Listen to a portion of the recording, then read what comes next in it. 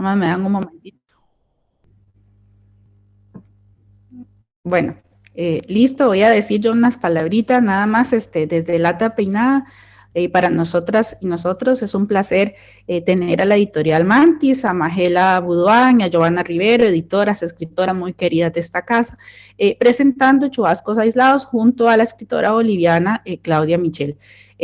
A las tres agradecerles primero por toda la logística para que el libro llegara a España y por la generosidad para compartir con nosotros en esta tarde ajetreada, bueno, tarde para nosotras, mañana para ustedes, de diciembre, ya cercano a las fiestas, conversar un poquito de lo que es Chubascos Aislados, cuál fue el proceso, digamos, de elaboración del libro y que luego podamos compartir un poquito las que estamos de este lado de la lectura, ¿no? Y cómo recibimos el libro acá en el club. Entonces, eso, agradecerles y dejarles la palabra. Muchas gracias, querida Lucía. Gracias a Lata Peinada y a todo ese equipo increíble que hace posible estos encuentros tan necesarios, tan acogedores para que distintas formas de escritura también lleguen a esos campos culturales que nos quedan físicamente distantes, ¿no? Muchas gracias. Sí, bueno, yo también me sumo al agradecimiento. Estar en casa, en Lata Peinada, es como estar en casa, ¿no? Es que uno comparte como una cierta fidelidad a la lectura y abraza los libros, además los tipos de libros de la misma manera, ¿no? Estar allá con ustedes ha sido para mí como una constatación de esta hermandad, ¿no? De como un mismo vuelo que compartimos, misma idea de lo que es traer la literatura de lugares donde a veces no es accesible hacia estos centros, y por eso valoramos mucho lo que ustedes hacen y nos encanta que un libro tan hermoso, tan poderoso en su discreción, además, como el de Claudia, esté aquí con ustedes, ¿no? Porque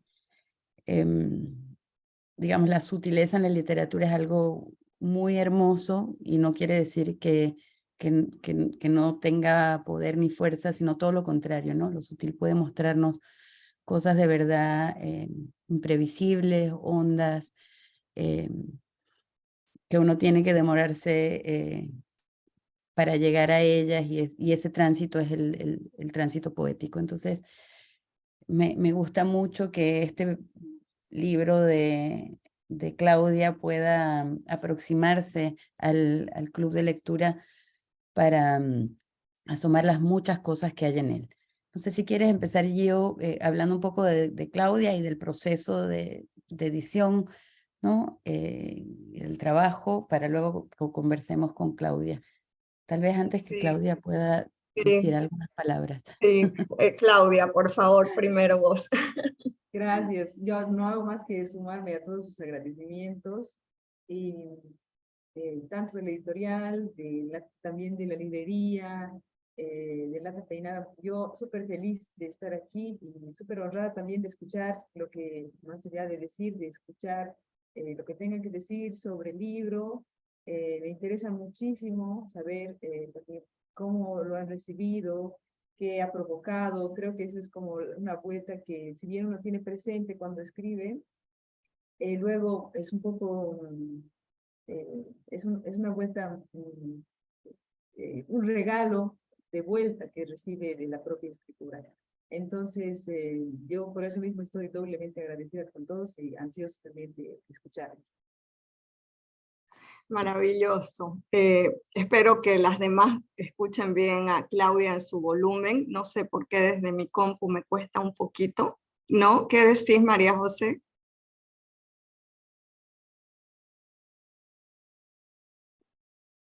¿La escuchas Se le oye bien? muy mal. A Claudia se la oye muy mal. Muy bajo el Muy volumen. bajito, sí. A ver, intento con el otro auricular. Sí, sí, intentemos, porque lo que importa hoy es escucharte, querida Claudia. Bueno, mientras Claudia va arreglando este tema técnico, permítanme contarles cómo es que su libro forma parte del catálogo de Mantis. Ya teníamos puesto el ojo en Claudia desde hacía tiempo, porque habíamos leído un cuento suyo que fue finalista de un importante concurso de cuentos en Bolivia, el Franz Tamayo, y también porque conocíamos de su mirada sensible de la literatura por los distintos espacios donde ella participa, ¿no? Espacios culturales en los que conversa de literatura. Entonces nos llamaba mucho la atención esa sensibilidad de Claudia. Además es importante también comentar un poco de el campo cultural boliviano. Tiene muchas zonas opacas en el sentido de que no todos los reflectores llegan a todos los lugares, ¿no? Como Mantis, como editorial, que tiene un proyecto de no solo de visibilización, porque la visibilización es importante, pero puede ser pasajera o epidérmica, sino también de participación, sobre todo estética, ideológica de las escrituras. Estamos siempre como con el radar muy alerta a lo que va emergiendo, no siempre en los centros hegemónicos, por muy pequeño que sea ese centro hegemónico, como puede suceder en Bolivia, ¿no? Y si bien Cochabamba es un lugar, Claudia no es cochabambina, pero vive en Cochabamba, ella ya nos va a contar un poco de su devenir cultural, ¿no? Dónde nació, dónde está, pero ella, digamos, su quehacer está instalado en Cochabamba. Y si bien Cochabamba es un lugar muy rico, de gran irradiación hacia otras zonas de Bolivia, de todas maneras, no está ahí tampoco el gran foco visible, ¿no? Es decir, tiene un hermoso, por ejemplo, una hermosa revista cultural que es Ramona. Sin Ramona estaríamos un poco desorientadas también en Bolivia. Ramona es un lugar de referencia. Digo, tiene cosas importantísimas Cochabamba, pero sentíamos que nuestro catálogo estaba como, tenía como huecos, charcos, ¿no? Nos interesaba que intervinieran voces desde otros lugares de enunciación también. Entonces, la escritura de Claudia, de algún modo, nos permitía hacer posible toda esta sed, y decidimos proponerle que integrara Mantis, porque además, como ya lo mencionó Magela, es una escritura en apariencia minimalista, es decir, en la formulación sintáctica y de las palabras hay una suerte de humildad en la propuesta, y sin embargo luego hay algo que rebalsa desde adentro del cuento, ¿no? Algo que, como dice uno de los cuentos, genera una inundación simbólica importantísima y bella.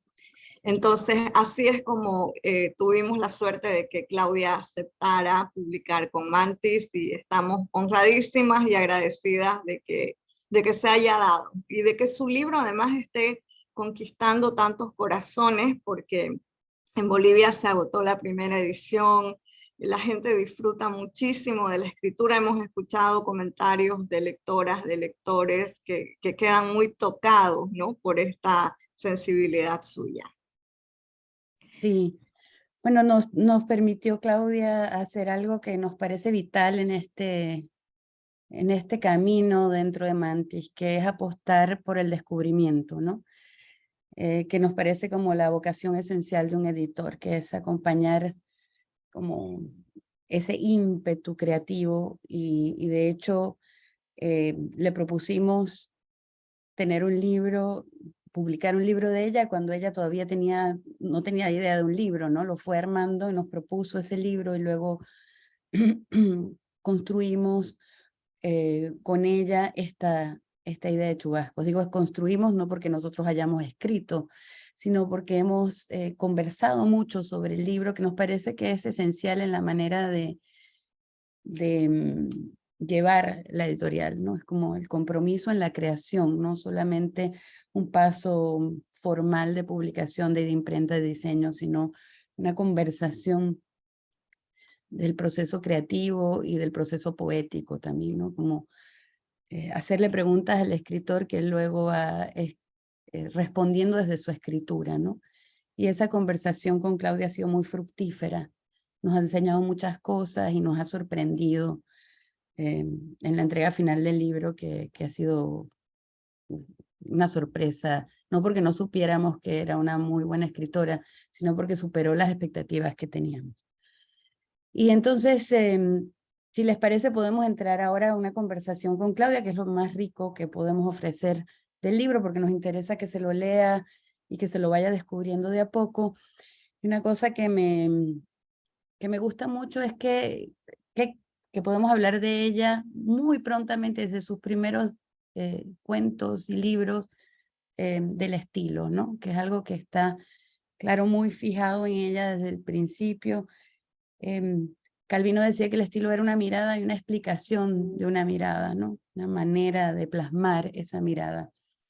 Me parece que eso está muy patente en este libro.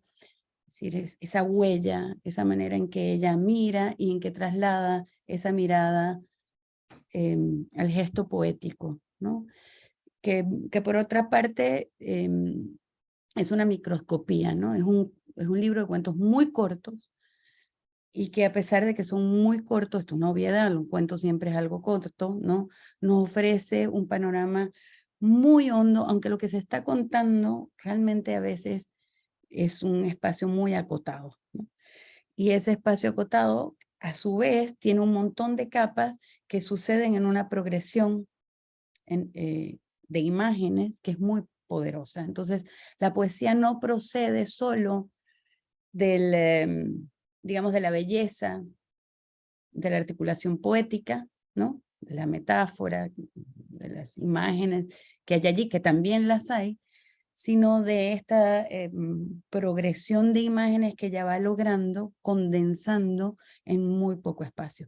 Es decir, es como la potencia de un bandoneón, siempre digo, ¿no? Es como ese quejido hondo que ocurre en un espacio muy pequeño, y realmente ocurre allí en los cuentos de Claudia. Entonces, una de mis preguntas siempre es a los cuentistas, ¿cómo trabajas tú esa profundidad poética, ¿no? ¿Cómo, si sos consciente de la elaboración de esas capas, cada párrafo, si lo he vuelto a leer ahora con muchísimo gusto para esta oportunidad, y te das cuenta que en cada párrafo hay una acumulación, que en cada párrafo hay la producción de una densidad, que cada párrafo no es digamos, un vuelo poético per se, sino que están ocurriendo cosas que le están pasando al personaje. Es decir, que no te puedes perder un párrafo en un cuento de 2 páginas, ¿no? No hay desperdicio en ninguna línea.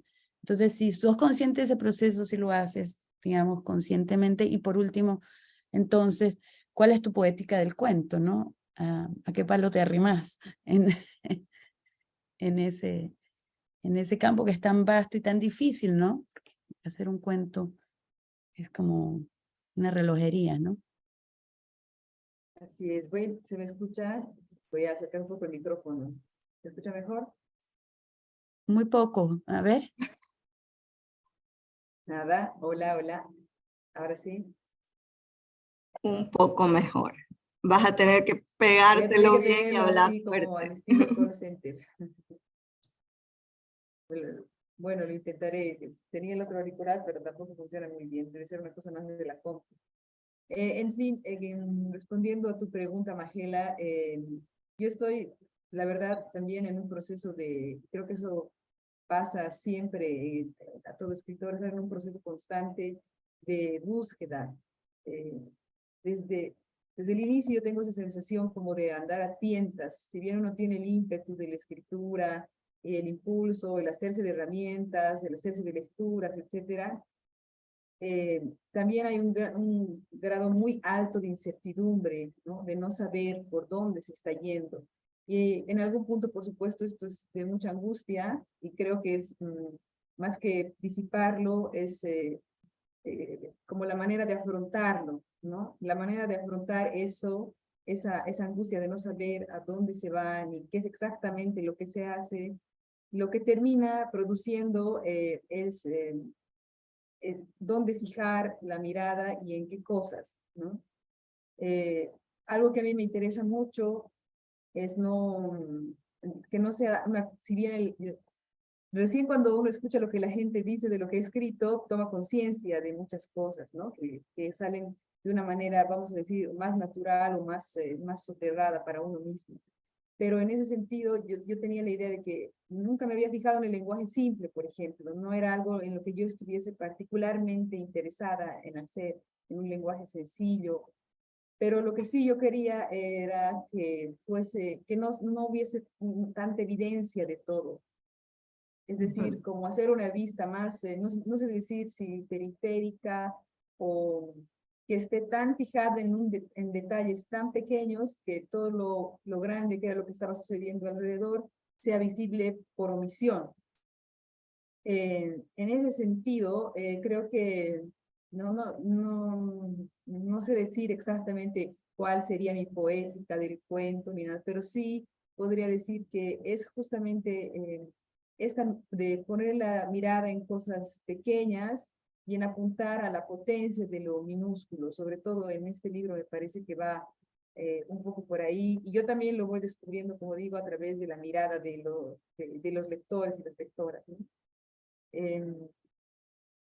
Eso, y de todos modos también hay cosas como más prácticas que creo que me han servido en el sentido de que de la celeridad y de la brevedad. En algún punto yo estaba como también angustiada. La angustia es un tema importante, me parece, al menos para mí, para la escritura, de que eran textos de escribir cosas muy largas, y cuando he podido liberarme de eso y quedarme con la cosa pequeña, pues ha sido una gran fuente pues de posibilidades, ¿no? Y finalmente han terminado textos muy pequeños, pero que lograban ciertas cosas que yo quería decir y que se sumaban a esta idea de lo pequeño y del detalle.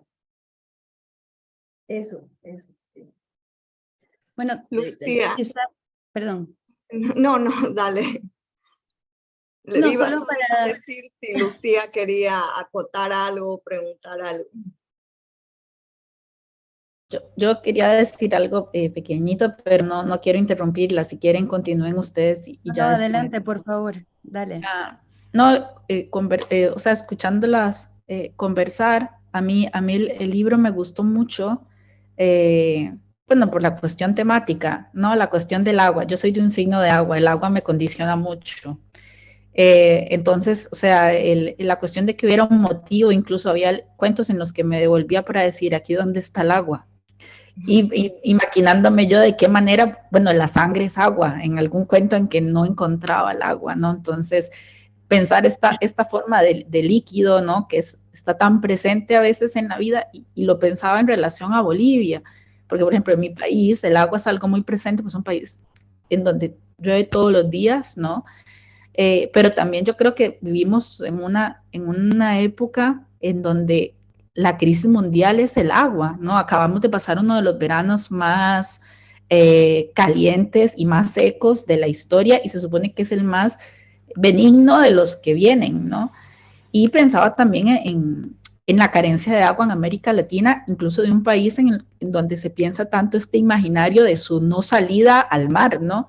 Cómo condiciona esto que decía Claudia, ¿no? De pensar por omisión, cómo condiciona un texto y cómo condiciona el imaginario que vos tenés alrededor, digamos, de aquello visible que al final terminás manifestando en literatura, ¿no? O sea, porque esto, o sea, tanto a los que nos sentimos inclinados por el agua como los que estamos carentes de ella, porque esto que dicen que las guerras de lo que viene va a ser no por petróleo y esto, sino por la cuestión del agua. Yo creo que es un libro, incluso podríamos decir como mesiánico, ¿no? O sea, cuando yo lo leo me da esa impresión, porque si hace unos años estábamos con las lecturas de lo vegetal, yo creo que cada día están más presentes estas lecturas que piensan el agua, ¿no? Pienso en Islas de Calor, que acaba de salir en La Pollera, pienso en La Oficina del Agua de Simón Ergas, en Alquimia. O sea, ya hay un montón de narrativas que están pensando y pensándose y pensándonos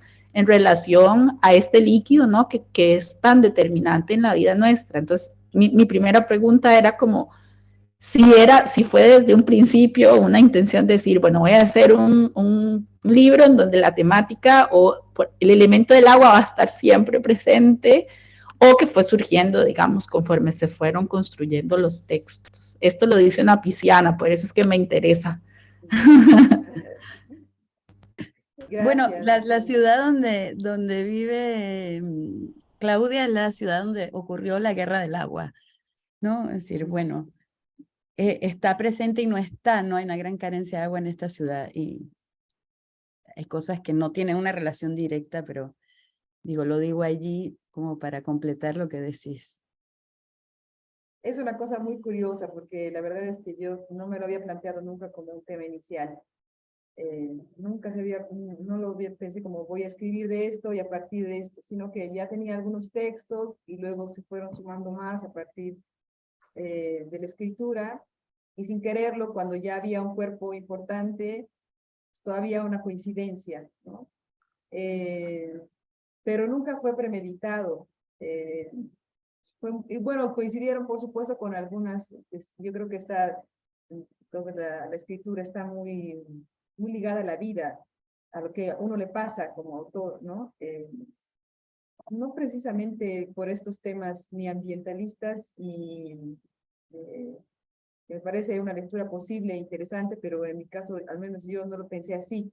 Creo que se puede hacer esas lecturas, pero yo no lo había pensado así, sino por una cosa un poco más banal, que es que, es que yo sufría mucho de insomnio, ese era el tema. Entonces, que como la receta, vamos a decir, para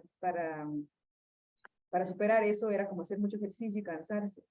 Entonces yo entré a la natación, sí, como a nadar, cosa que no había hecho nunca como ejercicio. Y fue muchos meses. Entonces, a partir de eso fue, digamos, uno de los detonantes para la escritura.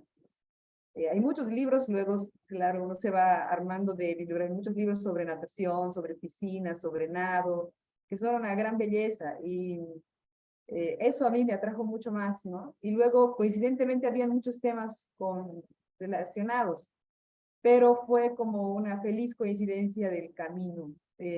Otra vez digo, del andar a tientas, uno de los hallazgos de estar así, de probar sin certezas, ¿no? Y que yo soy feliz de que haya tenido que haya tomado cuerpo y que haya podido articular la mayoría de los relatos, pero sí, no fue una intención inicial. Otro aspecto súper interesante en el imaginario que nos ofrece Chubascos Aislados son las casas, ¿no? La arquitectura, que pareciera un contraste con el tópico del agua, que como también mencionaba Magela, es un tema que es como un subtexto en tu libro, porque el lugar de enunciación, dijimos, es Cochabamba, y Cochabamba sin duda atravesó una guerra política del agua, una guerra capitalista del agua. Pero también está la arquitectura, ¿no? Está, digamos, el hardware de lo que has construido. Y son arquitecturas que también están en disputa, no solo el agua, sino también el techo está como en tus cuentos en constante entredicho, ¿no? Son herencias disputadas o apartamentos precarios en los que además suceden pequeñas desgracias como una lavadora que inunda los muebles nuevos y que sirve como un pequeño diluvio sobre la relación afectiva de un matrimonio, ¿no? Sobre los secretos, secretos que son en realidad terribles, pero que tu cuento los formula como casi una travesura de la vida.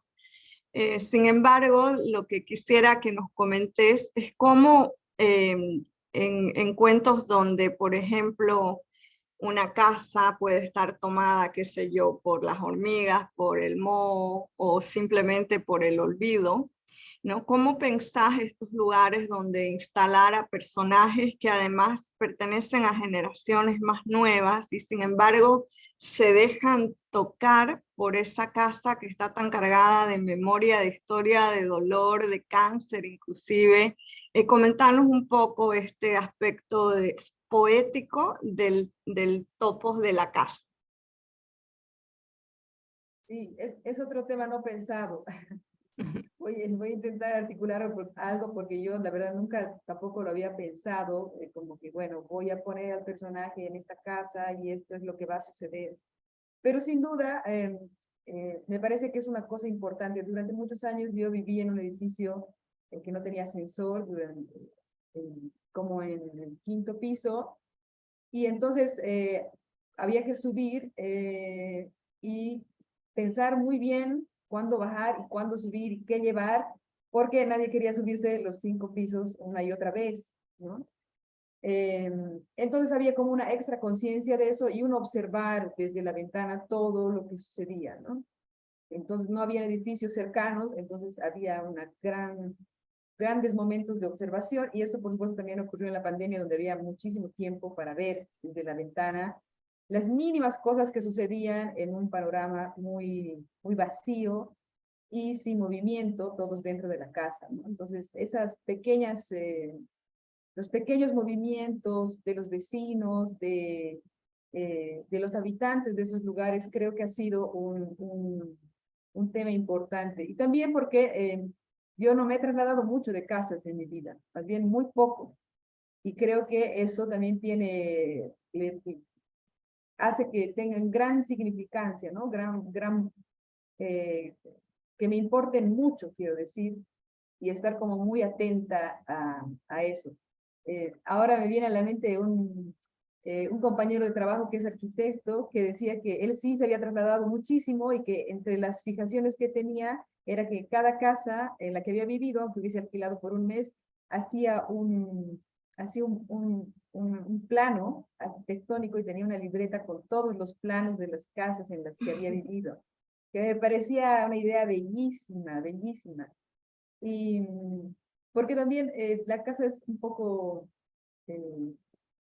es como el reflejo de la gente, quiero decir. Uno puede, es como estos ejercicios de teatro en los que te piden que saques de tu bolso todo lo que tienes dentro y un poco se hace como un diagnóstico de si estás resfriada, hay pañuelos desechables, si tienes hijos pequeños, tienes un juguete, ¿me entiendes? Como se hace un diagnóstico de la persona a través de los objetos. Entonces las casas más o menos son lo mismo.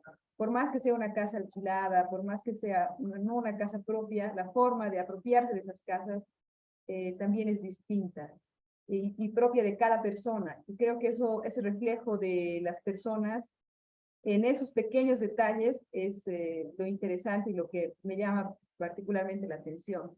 Y creo que es a partir de esas cosas que también uno logra ver a los personajes ahí y armarse las historias.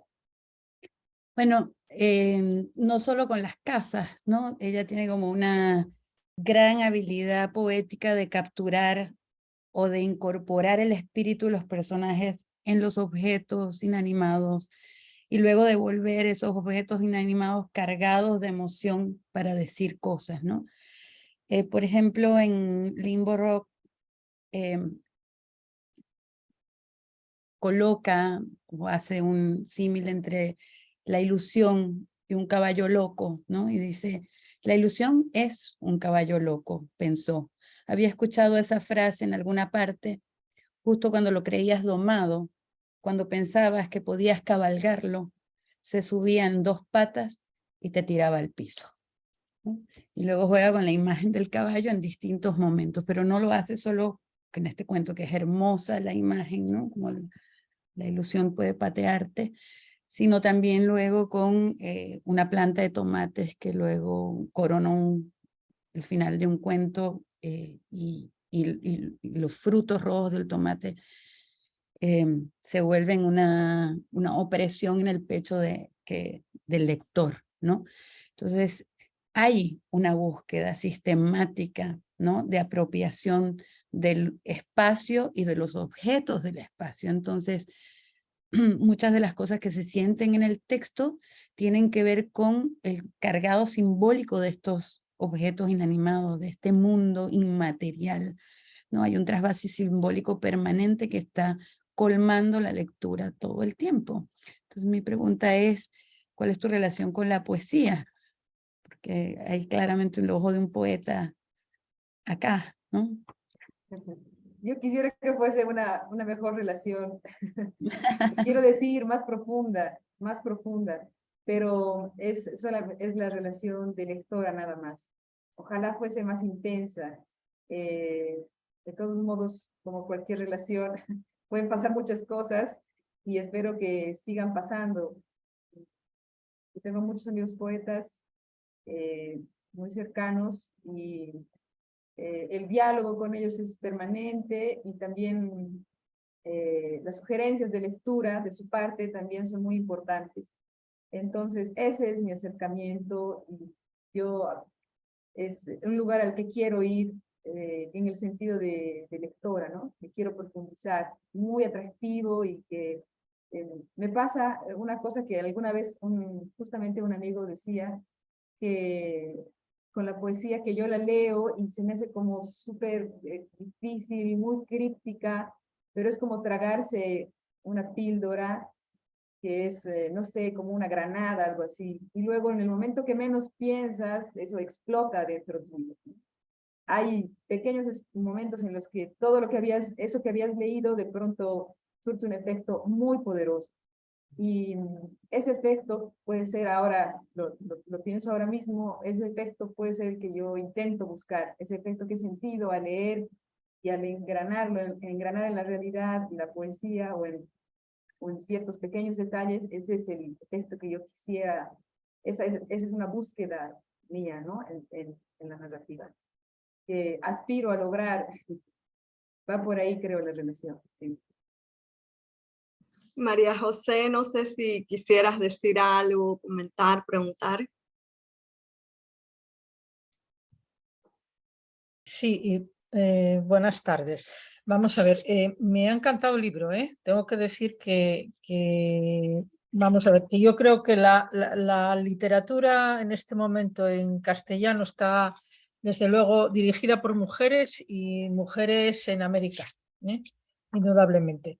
Bueno, yo quería comentar una cosa. Me ha gustado todas las historias porque detrás de todas ellas, hay siempre una trastienda. Parece que está contando a través, pues, o de la vegetación o vamos a ver, o de las inundaciones o del agua, pero siempre cuenta detrás una historia quiero decir, aprovechando esa coyuntura. Pero en concreto a mí me ha gustado muchísimo a ver, que lo tengo aquí, es que he hecho un pequeño resumen, por la concisión que tiene y lo que dice ese relato, que es carga y detonación. Ese relato me ha encantado, porque no se puede decir más cosas en menos palabras. Bueno, ha habido muchos que me han gustado. Yo lo que le quería preguntar es, por ejemplo, ese relato está en primera persona y hay alguno más que está en primera persona y el resto está como en tercera, ¿no? Está a través de un narrador. ¿Cuál fue la manera de elegir en los relatos el utilizar otra persona?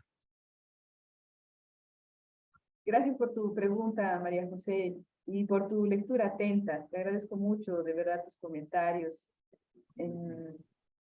Creo que una de las posibles razones, que la verdad yo tampoco es que lo tengo absolutamente clarísimo cómo lo hice, pero una de las cosas que me parece es el aspecto, como diría, susurrante, que es importante en algunos textos, ¿no? Que sea esa voz, esa primera persona la que nos lo esté diciendo en el oído. Yo no tengo conciencia exacta de por qué aquí y por qué no aquí, pero en ese relato en particular me pareció importante que tenía que haber un grado como de complicidad, ¿no? De saber los hechos de primera mano, digamos, ¿no? Que esto, por supuesto, es una ficción también, pero ese, ese como escuchar la confesión de alguien, ese pequeño detalle me parece clave creo que en algunos relatos era preciso hacerlo así, ¿no? Le daba más potencia y un grado más de cercanía y de intimidad que eran indispensables para contar lo que se contaba ahí.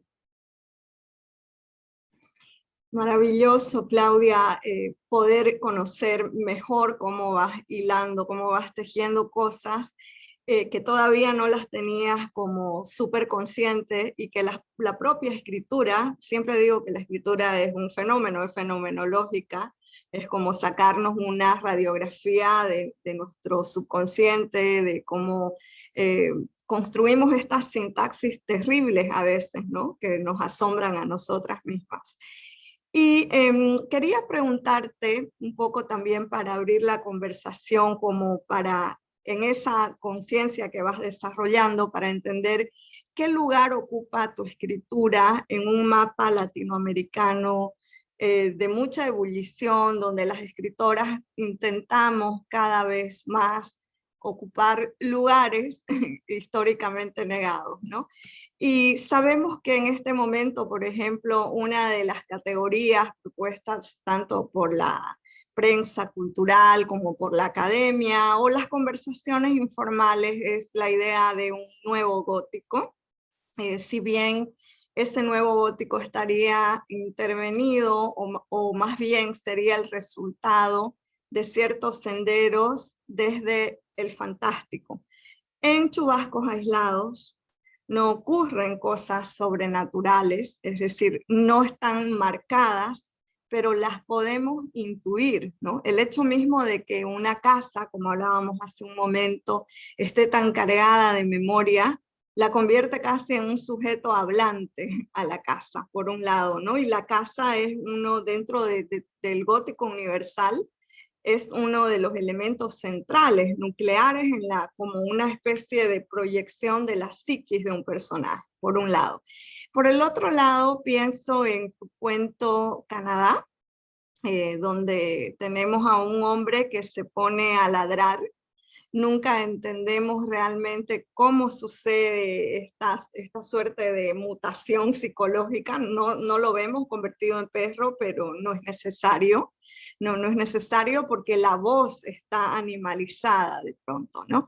Y pensaba entonces en que Chubascos Aislados está en un umbral magnífico que no llega a instituirse como un libro fantástico o perteneciente a esto que estamos hablando, pero que tampoco hace un pacto de sangre absoluto con un realismo puro y duro, ¿no? Como lo haría un minimalismo más clásico, digamos, más norteamericano.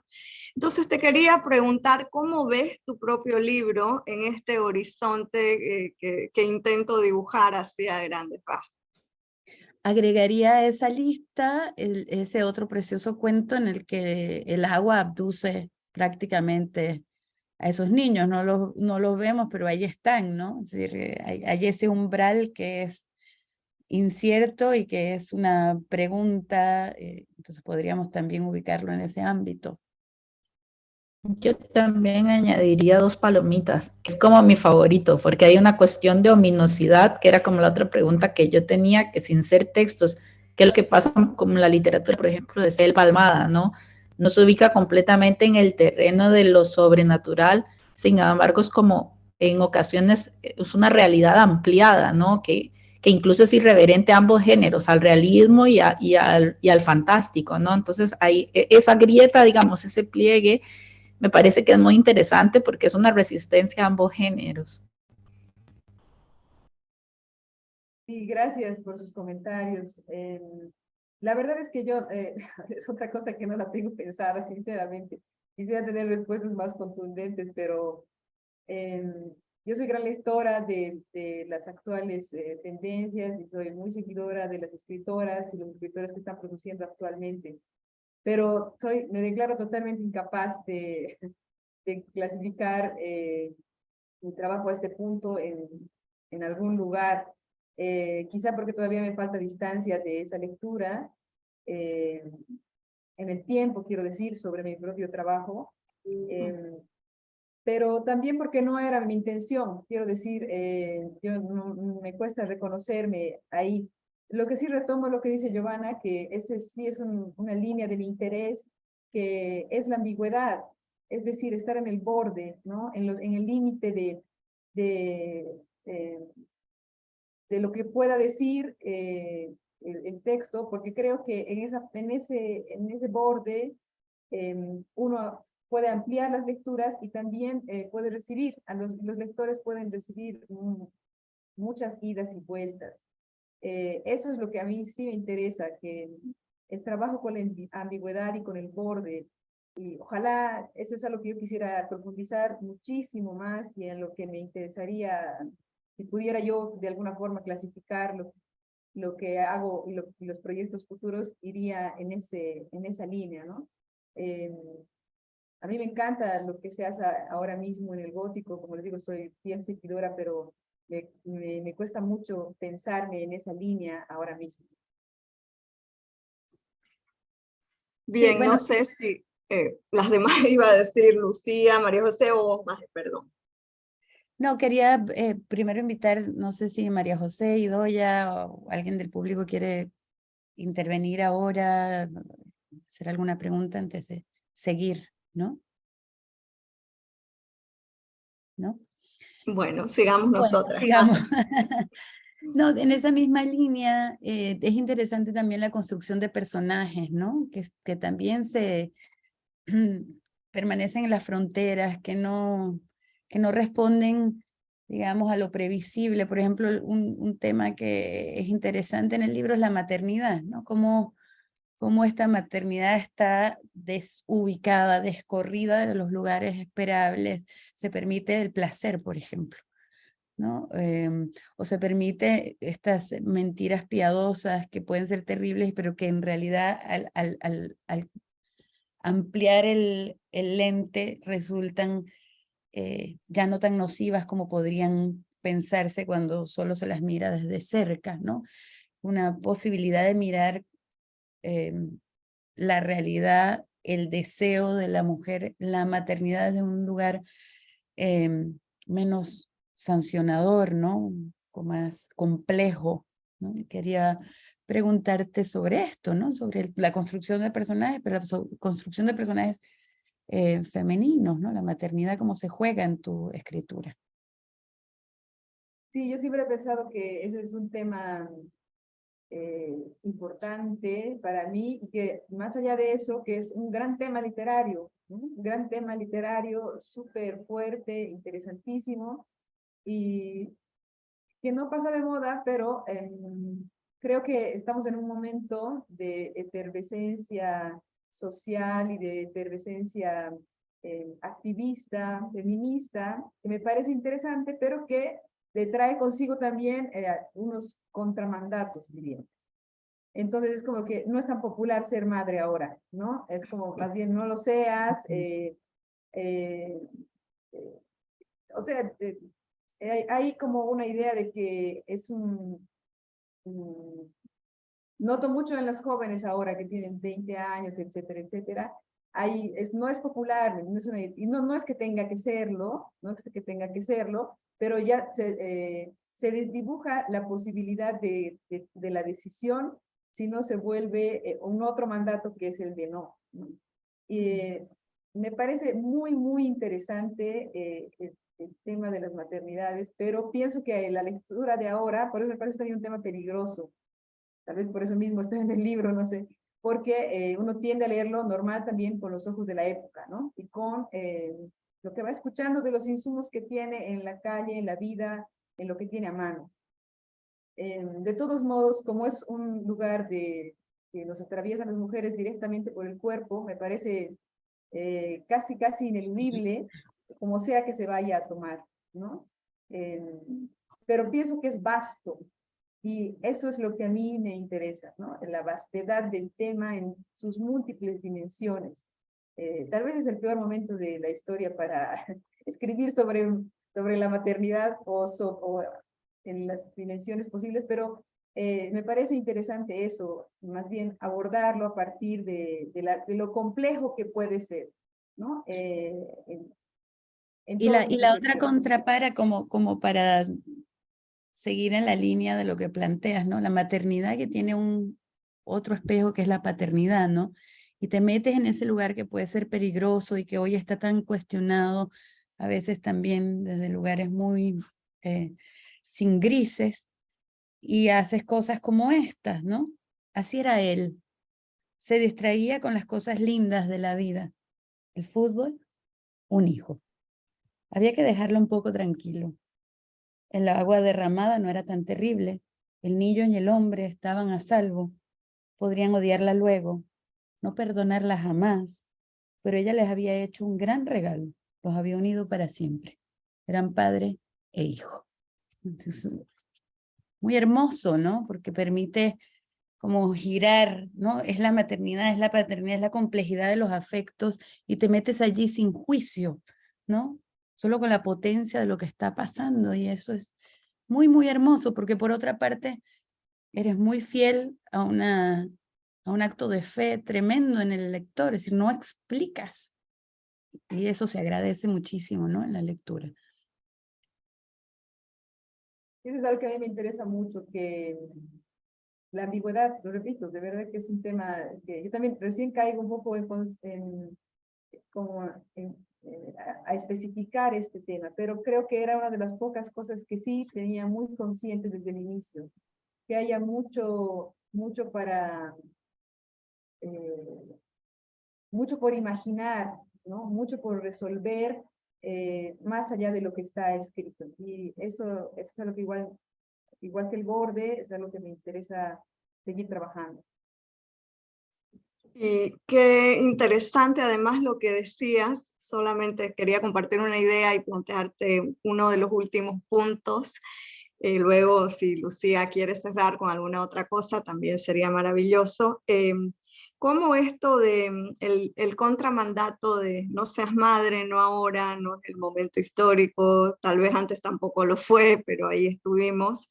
También modifica genealogías, ¿no? Porque al desaparecer la madre, desaparecerá la abuela. Hay ahí una matrilinealidad que está desafiada y en tus cuentos eso también está presente de un modo muy, muy sutil. Pero también lo que quería mencionarte es algo con lo que Lucía había comentado al principio, había echado a andar también la conversación.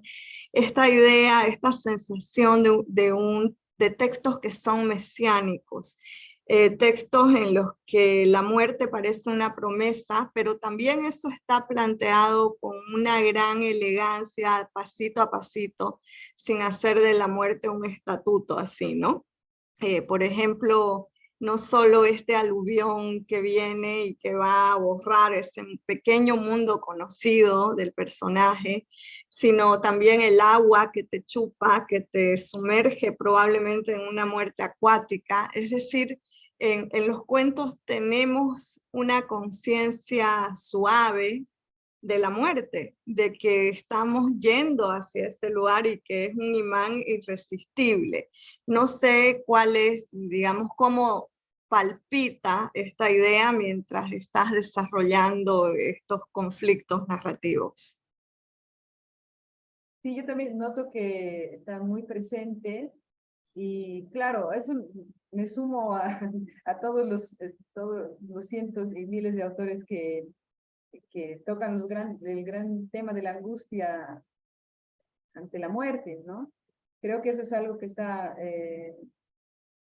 tal vez no consciente, pero sí, digamos, como este hueco alrededor del cual se merodea, ¿no? Se merodea sabiendo que en algún momento vamos a terminar allí.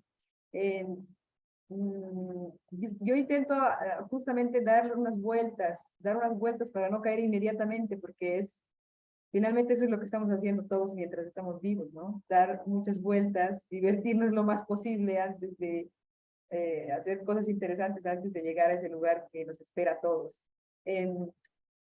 Esa angustia, yo creo que la conciencia de esa angustia es lo que te permite justamente la vitalidad y hacer los juegos para la escritura y para la vida.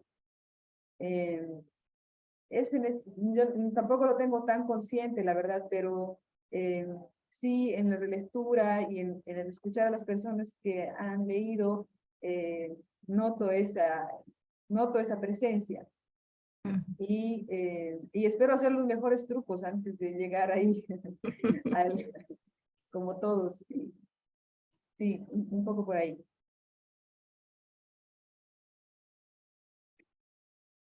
Bueno, ya se nos está acabando el tiempo. Yo quería agradecerles a las tres, tanto a Claudia por permitirnos leer su libro, a Joana y Magela por editarlo. O sea, yo soy una seguidora, fan de su trabajo como escritoras, como editoras. Estaba tratando de buscar los primeros mantis que tengo, que me trajo Mariana de Bolivia. Tengo Carne de mi carne, tengo el libro de Fernanda Trías en la edición de ustedes.